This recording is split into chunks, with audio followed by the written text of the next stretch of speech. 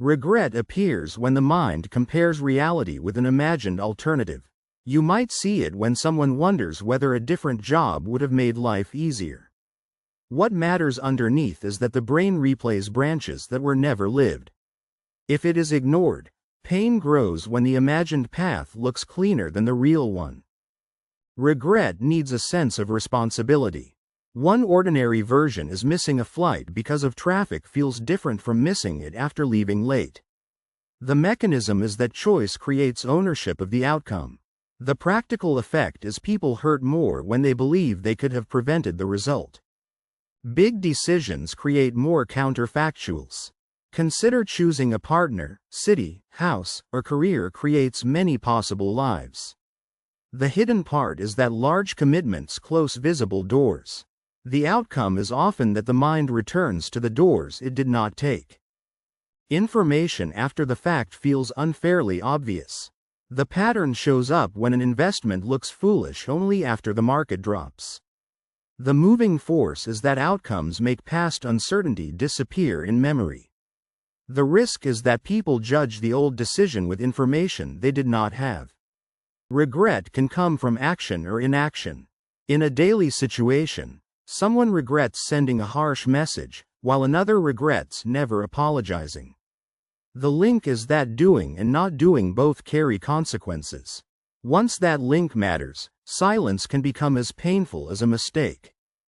Social comparison sharpens regret. The clearest example is a classmate Euro's success makes an old career choice feel worse. The explanation starts with other people become living versions of paths not taken. The consequence is envy can disguise itself as decision analysis. Emotional state affects later judgment. For example, a decision made during panic may look irrational after calm returns. The reason is that feelings shape what seems urgent or safe. That can mean people regret choices made to escape temporary discomfort. Perfectionism makes regret heavier. In real life, someone searches for the flawless option and feels punished by any downside. The pressure comes from this. Perfect outcomes rarely exist. The result can be normal trade-offs start feeling like proof of failure. Memory edits the past. Think of a difficult relationship may be remembered only for the good parts after it ends. The process works because the brain compresses complexity into highlights. Over time, regret can grow from an incomplete version of the past. Choice overload increases second guessing. A simple case is this. A buyer with 50 options worries more than one with 3. The important driver is that more alternatives create more rejected possibilities. That is why the decision may feel worse even when the outcome is acceptable. Regret can teach if it stays specific. You might see it when someone realizes they ignored warning signs before a business partnership. What matters underneath is that a precise lesson can improve future choices. If it is ignored, vague self-blame only drains confidence. Some regret is grief, not error. One ordinary version is a parent may regret lost time even when circumstances were difficult. The mechanism is that life limits can create sadness without a clear villain. The practical effect is not every painful feeling proves a bad decision. Short-term relief often creates long-term regret. Consider quitting a project in frustration feels good for a day and painful months later. The hidden part is that avoidance rewards the present self. The outcome is often that the future self inherits the unfinished cost. Values reduce regret. The pattern shows up when a person who chose family time over higher pay may still feel financially stretched. The moving force is that values explain why a trade-off was made. The risk is that remembering the reason protects the decision from unfair comparison. Reversible decisions should not be treated like permanent ones.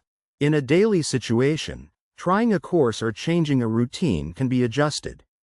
The link is that small experiments reduce pressure. Once that link matters, people regret less when they leave room for correction. Irreversible decisions need slower thinking. The clearest example is marriage, debt, relocation, and major contracts deserve time. The explanation starts with speed increases the chance of missing consequences.